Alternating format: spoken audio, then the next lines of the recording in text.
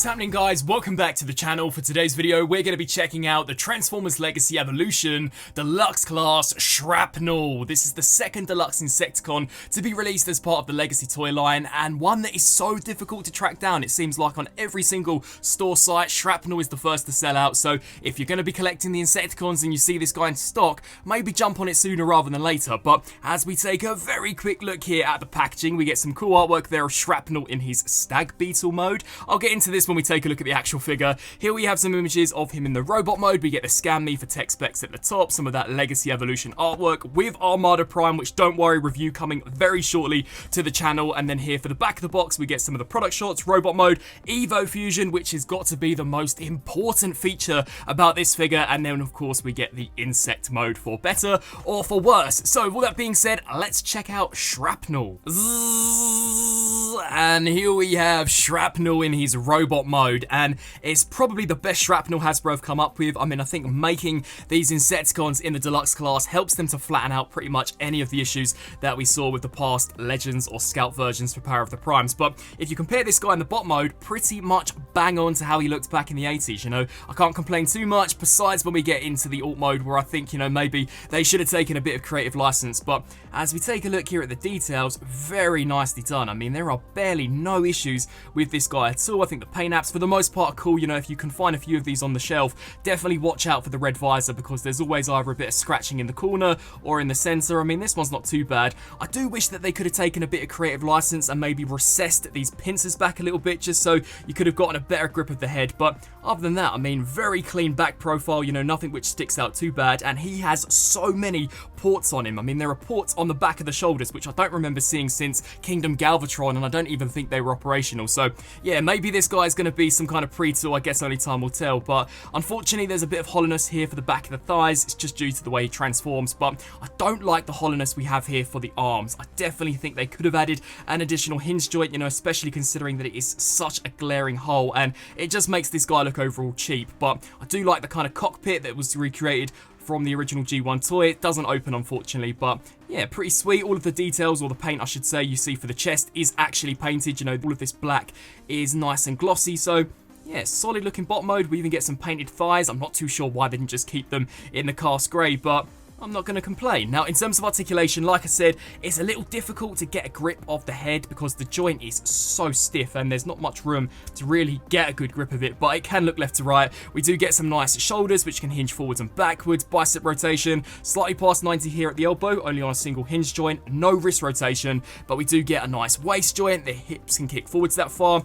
back to that far, which is sick. They can also kick out to the sides on a very soft kind of indented ratchet joint. We get a bit of thigh rotation as well as a single jointed knee, and then finally, due to transformation, we get a bit of toe pivot, and the ankles also can rock side to side. And depending on your preference, you can also take the mandibles or the pincer of the alt mode and hinge these up and down. So yeah, overall bot mode not too bad at all.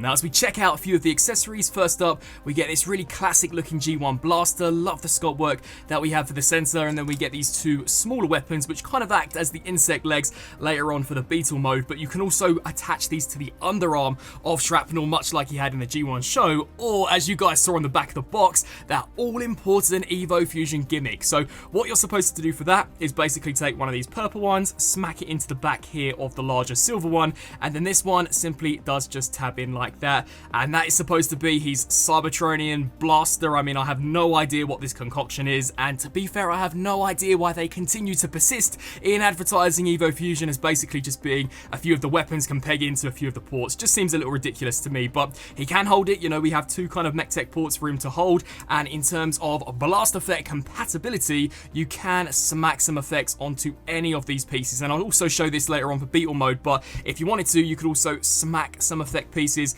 on to these pincers, because I think Shrapnel had the ability to generate some kind of electromagnetic pulse, something along the lines of that. But yeah, overall not too bad in the weapons department. Comparison time. Here we have Shrapnel alongside Kickback, and I guess these Legacy Insecticons are what the Studio Series Dinobots are like to G1 Dinobot fans. You know, truly the best looking Insecticons that Hasbro have put out, and only one remains, that in the form of Bombshell, who I'm hoping we'll see sooner rather than later. But as you guys can see, I mean, they look great with each other. If anything, I find the torso for Shrapnel just to be a little too squat, but that could just be something I'm seeing. You guys let me know what you think down below. For a few other Evolution comparisons, we have Shrapnel alongside Armada Hotshot, Junkion Scrap Hook, which still remains to be one of my favourite Legacy Deluxes to date. Bringing out a few big bot comparisons, we've got some Voyagers, so here's Netflix Soundwave, which appears to be getting yellower and yellower as I bring him out for more comparisons in the thighs. This is disgusting, probably one of the worst QC issues that Hasbro products have had, I want to say, in at least the last decade, maybe even more. Here's Siege Shockwave, Voyager Class Megatron, and Earthrise Optimus Prime. I mean, if you've seen the 86 movie, these guys have some beef as Optimus, with no remorse, no compassion, just runs Shrapnel down on the road. You know, this guy's got some serious road rage problems.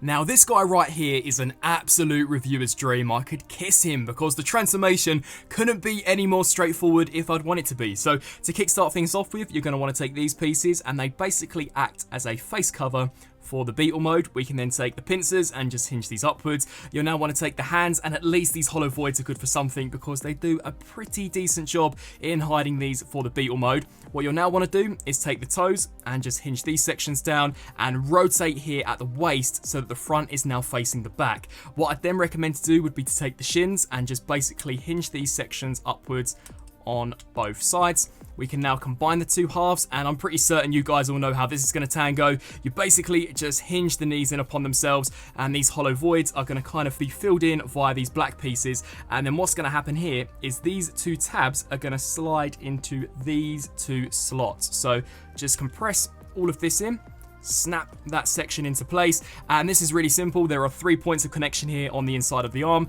which is going to peg into a few slots along the side of the Beetle's body, and then we come to the underside, flip out the insect legs, and that is Shrapnel in his base Beetle mode. So we're going to go ahead and make it look a little more funky. So you're going to want to take these blasters and just snap them into the same ports that we used for the bot mode, so kind of the under of the arms, and those are supposed to be the insect legs, and they do a pretty decent job. You know what? In Insecticon mode, this guy, again, much like robot mode, looks near enough spot on to how he did on the show. So in terms of accuracy, I cannot complain at all, but I just wish, you know, with Kingdom, we saw them kind of updating the designs to maybe come across a little more realistic. And, you know, come on, let's face it, this thing's basically a block with a pair of pincers attached to the front. It doesn't look the greatest, unfortunately, but like I said, it is what it is, and it is accurate. So we'll go over a few of the details. We get the same pincers that we saw in the robot mode, looking great, but it would have been so sick had they whacked on a bit of metallic silver or some chrome. But I guess Hasbro haven't chromed Transformers since 2014, where they went on that absolute rampage with Age of Extinction, but, you know, it would have been cool. And then this is what it looks like here from the back, the side, and the top. So gets the job done. You know, no articulation besides the articulated pincers here at the top, and in terms of weapon storage, we can take this one and smack it on. And if anything, you know, Shrapnel's always reminded me of some kind of taser or some kind of probing device. That's always the impression I've gotten from this guy, but definitely pretty solid and compact.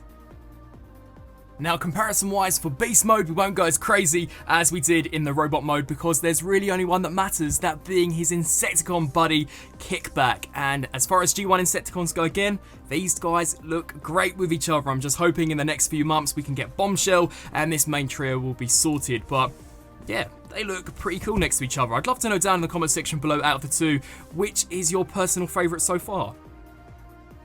Now, reverse transformation, much like robot to Beetle mode, very straightforward. So first up, we're going to take these legs, just collapse those down. You now want to take the arms, wriggle these sections out. The weapons, to be fair, can stay on because that's the placement that you're probably going to want them in robot mode anyway. We can now take these pieces and just attach that and extend these hips all the way out. And there are some tiny little tabs here on the back that will lock into place, just basically solidifying the knees for robot mode. We can then take these shin covers, snap those into place and split here at the legs. You'll then want to rotate all the way around here at the waist, take the toes, flip these forwards. We can then take the hands and flip those out of their compartments, and then for some finishing touches, just basically take these face cover pieces. Can be a little difficult again to get a hold of these because there's not much clearance, but they'll just click upwards, and there is Shrapnel transformed back into his robot mode. And wrapping up on this review for the Legacy Deluxe class, Shrapnel. Overall, it's a good figure. I mean, there's nothing mind-blowing here, but if you're collecting the Deluxe Insecticons, this is one you have to add. You know, this is the second out of 3 core Insecticons that we saw from G1, and it's probably the best official version we've seen of this guy to date. You know, solid robot mode, solid transformation, simplistic but gets the job done. And then as far as the Beetle Mode goes, although I'd personally like to see it updated, it still matches very nicely what we saw from the original series. So overall, if you like the Insecticons, then this one would definitely get a recommendation from me. I'd love to hear your thoughts down in the comment section below. Are you guys excited to see Bombshell? Hopefully sooner rather than later. And so far, who is your personal favourite Insecticon that Hasbro have put out? As always, I thank you all so much for watching, and until my next review, I'll see you then. Thanks for watching.